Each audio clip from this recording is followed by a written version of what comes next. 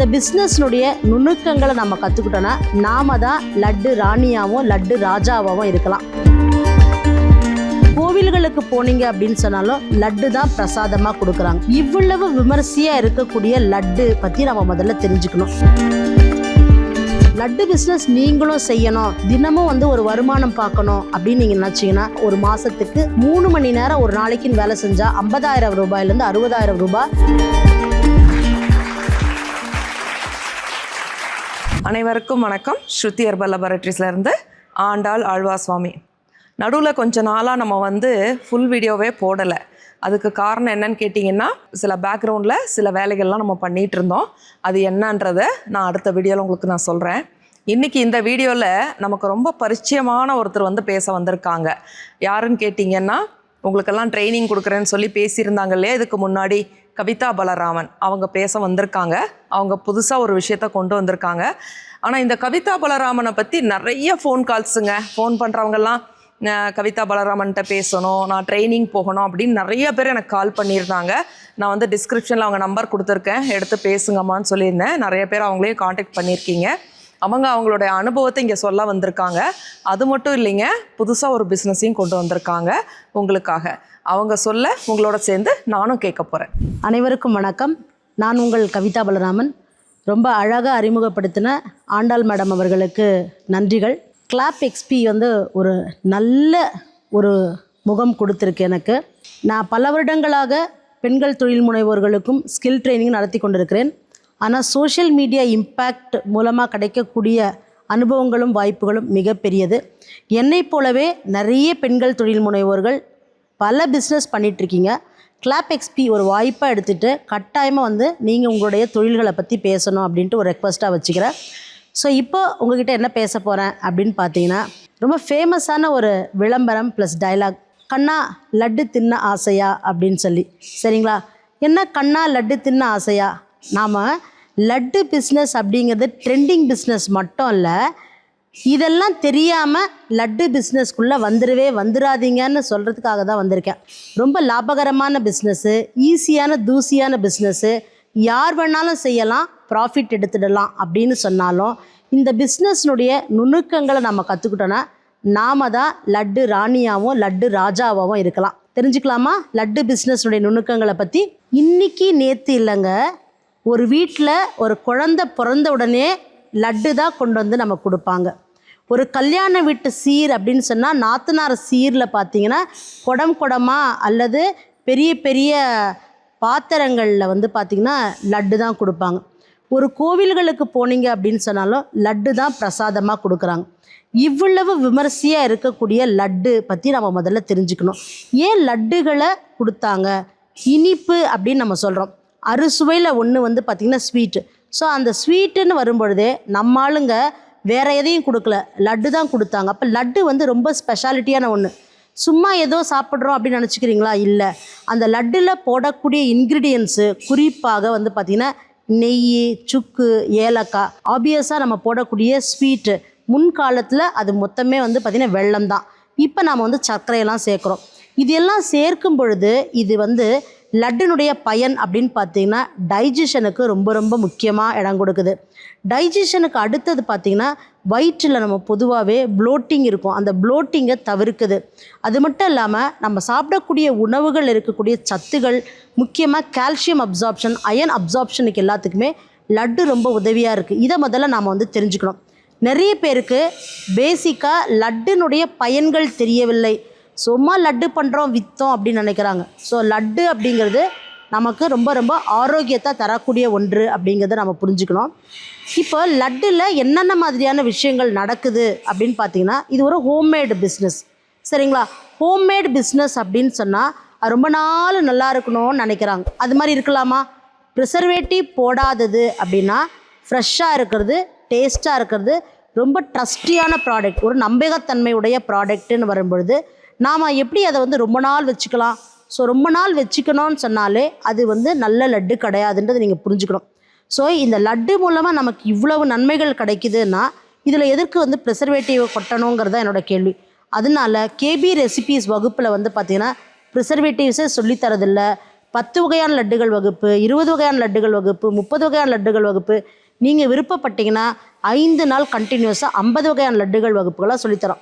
அப்போ இதில் என்ன சொல்லித்தரோன்னு பார்த்தீங்கன்னா, லட்டு அப்படிங்கிறத நாம் ஒரு நாளைக்கு எவ்வளவு தயார் பண்ணால் எவ்வளோ வருமானம் வரும், எனக்கு ஒரு நாளைக்கு 1000 ரூபாய் வருமானம் வந்தால் போதும் அப்படின்னு சொன்னாங்கன்னா, அந்த 1000 ரூபாய்க்கு என்ன பண்ணணும், எத்தனை லட்டு பண்ணணும், குழந்தைகளுக்கான லட்டு பண்ணணுமா, பெரியவங்களுக்கான லட்டு பண்ணணுமா, ஃபெஸ்டிவல் லட்டு பண்ணணுமா, அல்லது பல்க் ஆர்டர் லட்டு பண்ணணுமா, இந்த மாதிரி லட்டுகள்லேயே நிறைய வகைகள் இருக்குது. எல்லாம் ஒன்று போல் நினைப்போம், கிடையாது. நீங்கள் ஹோம்மேடாக 10 லட்டு 30 லட்டு 50 லட்டு கொடுக்கறது வந்து வேறு. அதுவே நீங்கள் லாட்டாக வந்து 400 லட்டு 500 லட்டு 1000 லட்டு அதற்கு மேலே கொடுக்குறதுன்றது வேறு. அப்போ ஒவ்வொன்றுத்துக்கும் வந்து பார்த்திங்கன்னா ப்ரொடக்ஷன் காஸ்ட்டு கால்குலேஷன்னு சொல்லுவோம். இது எல்லாம் மாறுபடும். இதெல்லாம் வந்து தெரிஞ்சுக்கணும். முக்கியமாக லட்டில் வந்து பார்த்திங்கன்னா 4 விஷயங்கள் சொல்லுவோம். ஒன்று வந்து லட்டில் வந்து மாய்ஸ்சர் கண்டென்ட் இருக்கக்கூடாது, ஈரப்பதம் இல்லாமல் வந்து லட்டை வந்து தயாரிக்கணும். 2வது அந்த லட்டில் போடக்கூடிய இன்க்ரீடியன்ஸ் அளவுகள், அதை வந்து வெல்லமாக இருந்தாலும் சரி, குறிப்பாக சர்க்கரையாக இருந்தாலும் சரி, இந்த போடுற ஒரு ஏலக்காய், பல லட்டுகளுக்கு ஏலக்காய் போடக்கூடாதுன்னு நான் சொல்லுவேன். எல்லாத்தையும் ஏலக்காய் எடுத்து மக்கள் குட்டிடுவாங்க. லட்டுகளுக்கு ஏலக்காய் அவசியம் இல்லை, சில லட்டுகள் மட்டும் போட்டால் போதும். அப்போ தான் அதனுடைய உண்மையான சுவையும் மனமும் நமக்கு இருக்கும். ஸோ முதல்ல வந்து பார்த்திங்கன்னா மாய்ஸ்சர் கண்டென்ட், 2வது வந்து பார்த்திங்கன்னா அதனுடைய இன்க்ரீடியன்ஸு, 3வது ரொம்ப ரொம்ப முக்கியமானது நம்ம அதில் போடக்கூடிய பாண்டிங் ஏஜென்ட்டு, அதாவது ஃபேட்டு. இந்த ஃபேட்டு அப்படின்னாலே 2 தான். ஒன்று வந்து கீ, 2வது வந்து ஆயில்.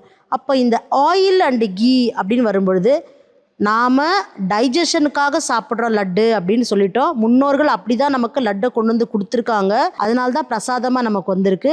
சாப்பிட்டப்புறம் தான் லட்டு சாப்பிடணும் அப்படின்னா டைஜஷனை என்ஹான்ஸ் பண்ணுதுன்னு சொல்லும் பொழுது அதில் வந்து எண்ணெயை கொட்டினா நமக்கு டைஜஷன் ஆகுமா?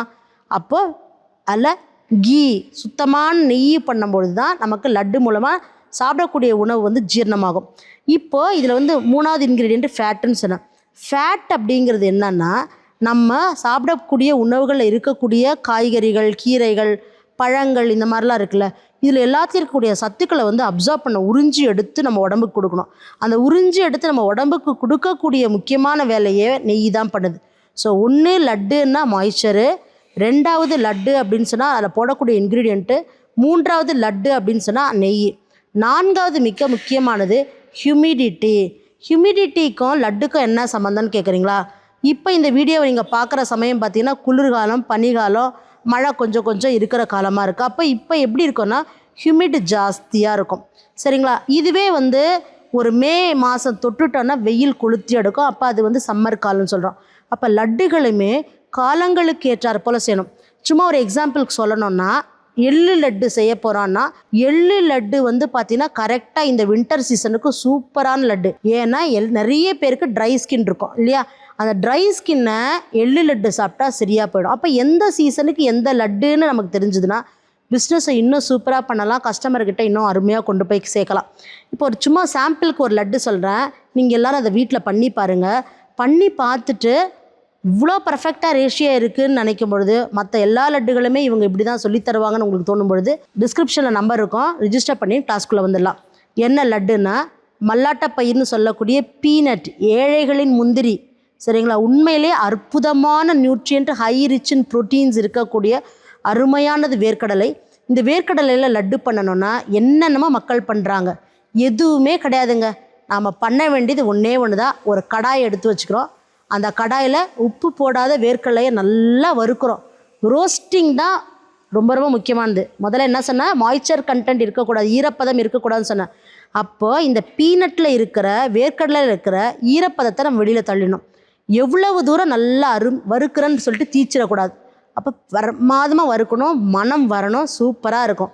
ஆறுனவுடனே தொலியை தூக்கிடணும். பல மக்கள் தோலோடு போடுறாங்க, அது மிக மிக தவறு, சரிங்களா? தொலியை எடுத்துட்டு இந்த வேர்க்கடலை 6 பங்கு 4 பங்கு வெல்லம்.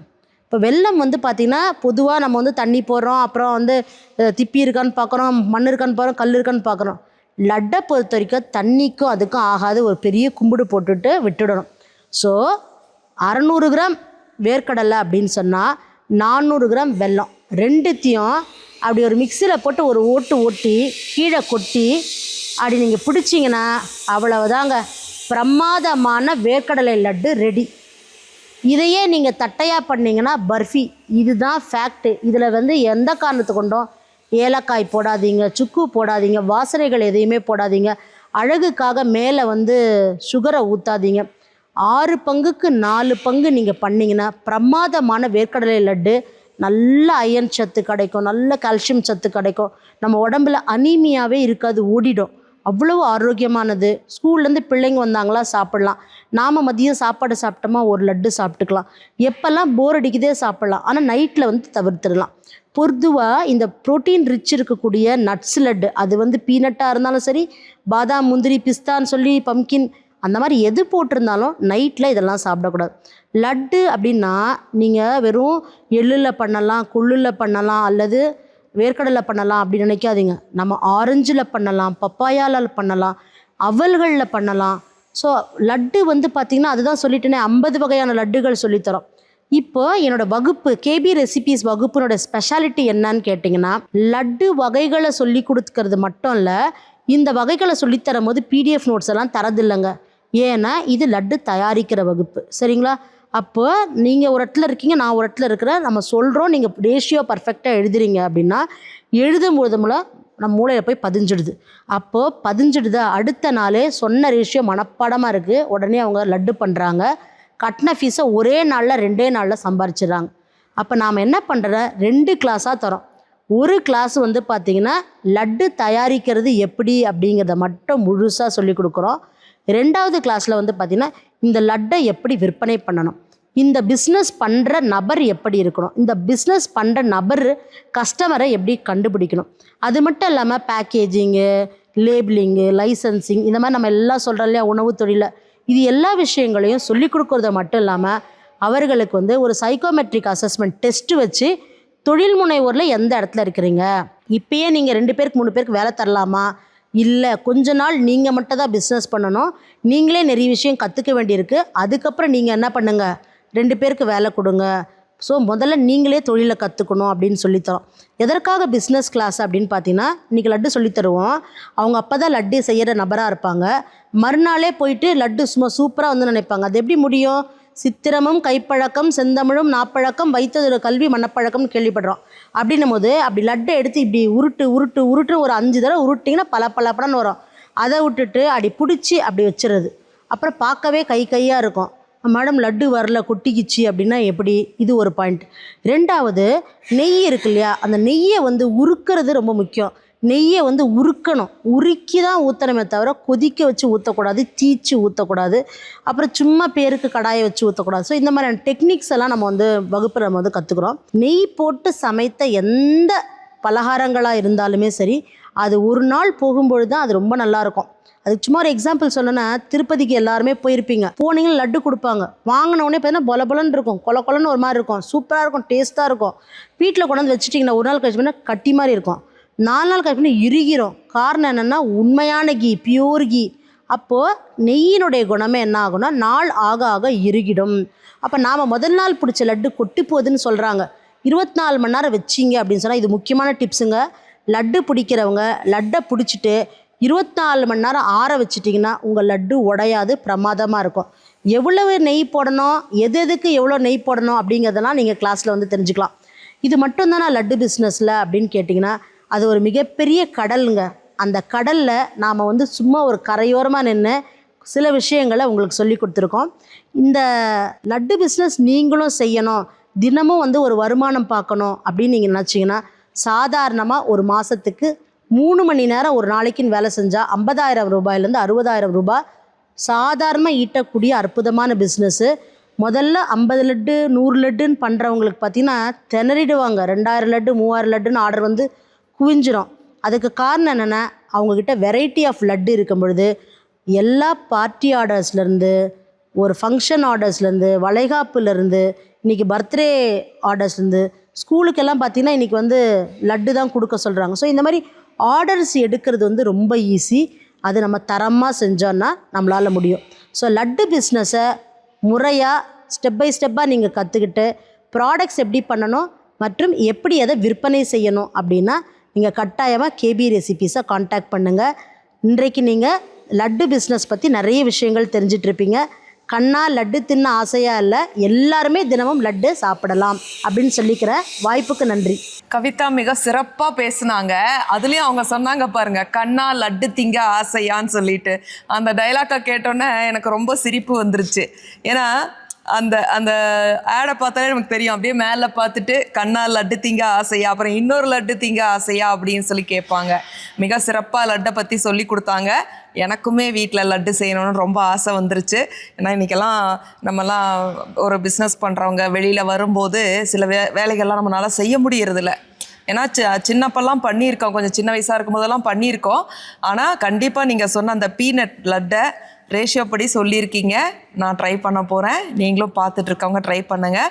லட்டு பண்ணணும்னு நீங்கள் விருப்பப்பட்டீங்கன்னா, லட்டு பிஸ்னஸ் பண்ணணும்னு விருப்பப்பட்டீங்கன்னா கவிதா பலராமனுடைய நம்பரை டிஸ்கிரிப்ஷனில் கொடுக்குறேன். நல்லா நோட் பண்ணிக்கிங்க. டிஸ்கிரிப்ஷனில் அவங்க நம்பர் கண்டிப்பாக இருக்கும். எந்த தொழில் முனைவர் வந்து பேசினாலும் டிஸ்கிரிப்ஷனில் நாங்கள் நம்பர் கொடுத்துருவோம். டிஸ்கிரிப்ஷனில் போய் பார்த்தீங்கன்னா கவிதா பலராமன் போட்டே நம்பர் இருக்கும். நிறையா பேருக்கு டிஸ்கிரிப்ஷன் பார்க்க தெரியல, கொஞ்சம் கற்றுக்குங்க. ஏன்னு கேட்டிங்கன்னா இன்றைக்கி ஏஐலாம் வந்துருச்சு, நிறைய ஏஐ வந்துருச்சு. பேசினாலே ஏஐ வந்து பாட்டாக பாடிடுதாமா, அந்தளவுக்கெல்லாம் வந்திருக்கு. நம்ம ஒரு தொழிலுக்குள்ளே வர்றப்ப சின்ன டிஸ்கிரிப்ஷன்றது ரொம்ப பழைய ஒரு விஷயம். அந்த விஷயத்தையே நம்ம கற்றுக்கலன்னா அப்புறம் புது விஷயத்தை எப்படி கற்றுக்க போகிறோம்? ஏன்னு கேட்டிங்கன்னா போன வீடியோவில் ஒருத்தர் வந்து எனக்கு யாருன்னு தெரியாது ஒரு மெசேஜ் போடுறாங்க, டிஸ்கிரிப்ஷனில் நம்பர் எடுத்துக்கோன்னு சொல்கிறதுக்கெல்லாம் நீங்கள் வந்து வீடியோ போடுவீங்களா அப்படின்னு சொல்லி கேட்டிருந்தாரு. பரவாயில்ல, அவங்களுக்கு அது தெரியாதனால கேட்குறாங்க. அது நான் வருத்தமாக எடுத்துக்கல. அப்போ நான் என்ன தெரியுமா அவங்களுக்கு சொல்ல வரேன், டிஸ்கிரிப்ஷனில் எடுக்க தெரியலன்றதை ஒத்துக்குங்க. நீங்கள் தெரியலவங்க, எங்களுக்கு எடுக்க தெரியலன்னு சொன்னால் நாங்கள் டிஸ்கிரிப்ஷனில் போய் எப்படி பார்க்குறதுன்னே நான் வந்து அவங்களுக்கு சொல்லித்தரேன். அதனால் டிஸ்கிரிப்ஷனில் எடுக்க தெரியலன்னா கூப்பிட்டு கேளுங்க, டிஸ்கிரிப்ஷனில் எப்படி போய் பார்க்கணுன்னு சொல்லித்தரேன். ஒரு முறை கற்றுக்கிட்டா எல்லா வீடியோவில் இருக்க டிஸ்கிரிப்ஷனில் போய் நீங்கள் நம்பர் எடுத்துக்கலாம்.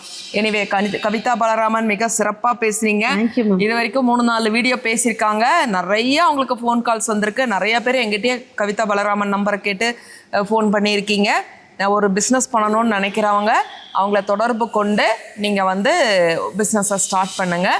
சின்ன லெவலில் ஸ்டார்ட் பண்ணுங்கள். நான் எல்லாருக்கும் சொல்கிறது அதான், பெருசாக கனவு காண வேண்டாம். சின்ன லெவலில் ஸ்டார்ட் பண்ணி ஸ்டெப் பை ஸ்டெப்பாக கொண்டு போனீங்கன்னா நீங்களும் அந்த பிஸ்னஸை பற்றி நிறையா விஷயங்களை தெரிஞ்சுக்க முடியும். அதே சமயத்தில் நீங்களும் ஒரு நல்ல ஆண்டர்ப்ரினராக முன்னுக்கு வர முடியும். அதே மாதிரி இன்னொரு விஷயமும் நான் சொல்ல விரும்புகிறேன். இன்றைக்கி பிஸ்னஸ் ஸ்டார்ட் பண்ணி நாளைக்கு வந்து பெரிய செலிப்ரிட்டி ஆகணுன்ற கனவுல வராதிங்க. பிஸ்னஸ்ன்றது வந்து ஸ்லோவாக தான் அது வந்து பிக்கப் ஆகும். நம்ம வந்து தயங்காமல் அதே சமயத்தில் உறுதியோடு அதை வந்து கண்டினியூ பண்ணால் தான் நம்ம வந்து ஜெயிக்க முடியும். சரிங்களா? எனிவே ரொம்ப தேங்க்ஸுங்க. பார்த்துட்ருக்க அனைவருக்கும் மிக்க நன்றி. கவிதா பலராமனுக்கும் ரொம்ப நன்றி. Thank you so much. Thank you so much.